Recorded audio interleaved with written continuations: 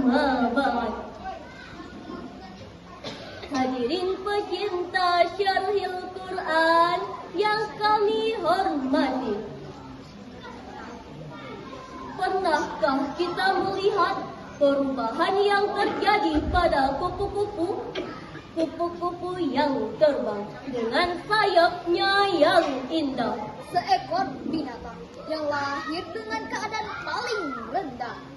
Kehadirannya seolah dianggap sebagai musibah, dipandang dari yang lain dengan sebelah mata. Namun, apa setelah datangnya berkah? Secara perlahan, binatang tersebut lahir menjadi kupu-kupu yang indah.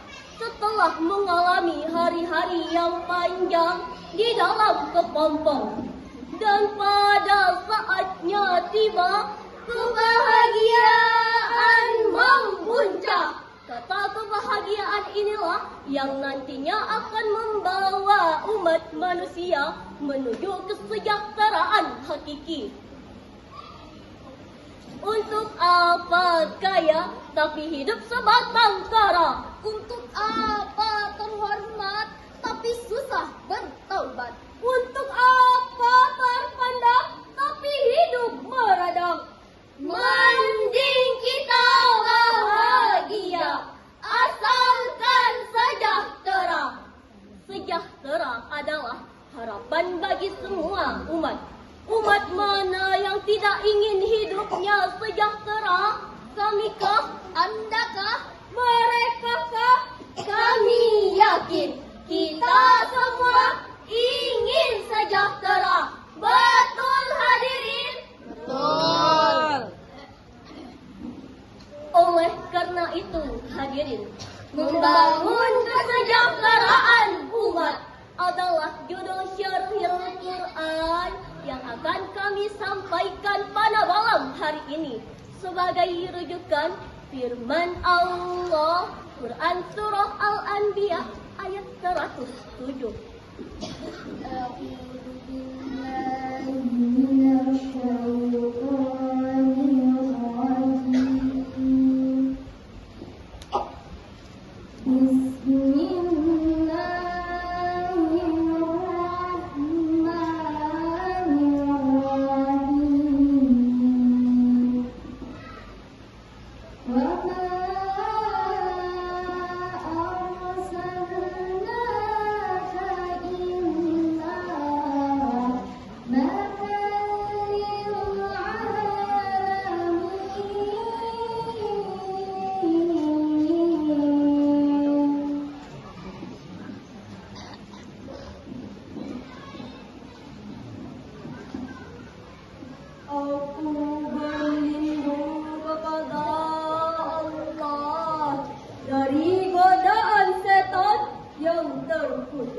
Dengan menyebut nama Allah yang Maha Pengasih, Maha Penyayang. Dan tiadakah kami mengutus engkau Muhammad melainkan untuk menjadi rahmat bagi semesta alam. Kata rahmatan menurut Ibnul Qayyim Al-Jauziyah dalam tafsir Ibnul Qayyim, pendapat yang lebih benar dalam menafsirkan ayat ini adalah bahwa rahmat di sini bersifat umum. Dalam masalah ini terdapat dua penafsiran. Pertama, alam semesta pada umumnya mendapat manfaat dari diutusnya Nabi Muhammad Sallallahu Alaihi Wasallam. Kedua, orang yang mengikuti beliau dapat meraih kemuliaan di dunia dan di akhirat sekaligus. Maka secara langsung, Islam adalah rahmat untuk semua umat. Islam hadir dengan membawa kesejahteraan untuk umat manusia. Lantas, bagaimanakah Islam yang hadir tersebut dapat membangun kesejahteraan umat? Jawabannya adalah yang pertama, yaitu marilah kita membangun kesejahteraan kesejahteraan melalui sistem hukum. Hukumnya dimaksud adalah dengan mengikuti 4 sumber hukum Islam, yaitunya hadis, qiyas, ijma, dan Al-Quran. Dengan mengikuti 4 sumber hukum tersebut, maka dengan sendirinya kesejahteraan akan menghampiri kita. Amin, Allahumma amin. Yang kedua, marilah kita membangun kesejahteraan melalui sistem ekonomi. Hal itu ditandai dari maraknya berdiri lembaga-lembaga syariah dan bank-bank syariah lainnya. Ketiga, marilah kita membangun kesejahteraan melalui sistem politik. Menurut Profesor Purasio, agama harus mampu berperan mengarahkan kehidupan sosial menuju masyarakat yang adil, makmur, dan sejahtera di bawah naungan maghfirah Allah. Namun demikian, manakala kesejahteraan telah menghampiri kita, khususnya bagi semua umat muslim, lantas apa yang harus kita lakukan? Tentu saja kita dilarang untuk terlalu bergembira dan melampaui batas, dan jangan pernah berputus asa dari rahmat Allah apabila kita merasa belum sejahtera. Allah berfirman dalam Quran surah Az-Zumar ayat 53.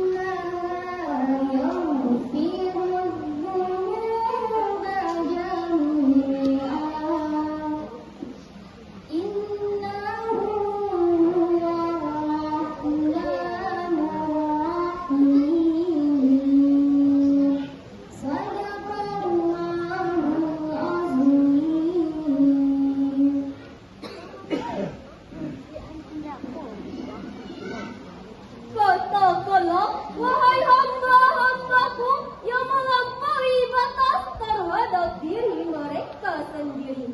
Janganlah kamu berputus asa dari rahmat Allah.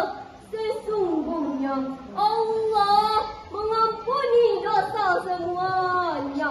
Sungguh Dialah yang Maha Pengampun, Maha Penyayang, Maha benar Allah dengan segala firman-Nya. Kata asrafu secara bahasa memiliki arti melampaui batas. Hal ini menggambarkan ketika seorang mukmin menerima nikmat dan karunia Allah berupa keluasan rezeki, Kesempurnaan kesehatan dan kesejahteraan keluarga. Ia tidak sepatutnya memperlihatkan kegembiraan yang berlebih-lebihan. Bahkan ia harus bersyukur kepada Allah dengan melipat gandakan amal solehnya. Namun hadirin, kita sebagai hamba yang melampaui batas, tetapi ampunan Allah tidak akan putus. Bahkan Allah menyupport kita di dalam ayat yang sama. La taqnatu min rahmatillah. Subhanallah, betapa baiknya Allah. Allah begitu bijak, begitu sempurna dengan ayat ini. Allah menunjukkan kemaha pengampunannya. Hadirin para jemaah salat tarawih sekalian, dari pemaparan kami tersebut, marilah kita bersama-sama membangun kesejahteraan melalui sistem hukum, sistem ekonomi dan sistem politik. Dan manakala kesejahteraan telah menghampiri kita, janganlah kita berbuat yang melampaui batas. Sebelum kami tutup syarahan ini, marilah kita bersama-sama melantunkan salawat kepada pucuk pimpinan kita, yakninya Nabi besar Muhammad Sallallahu Alaihi Wasallam.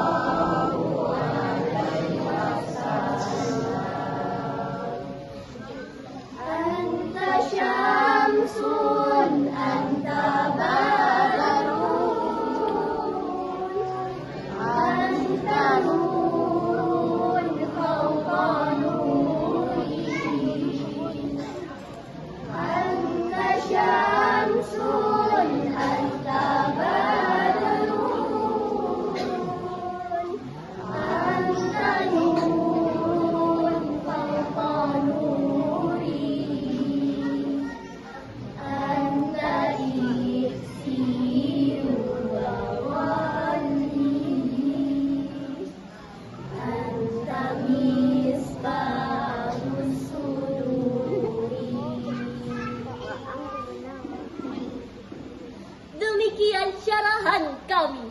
Terima kasih. Sampai jumpa. Wassalamu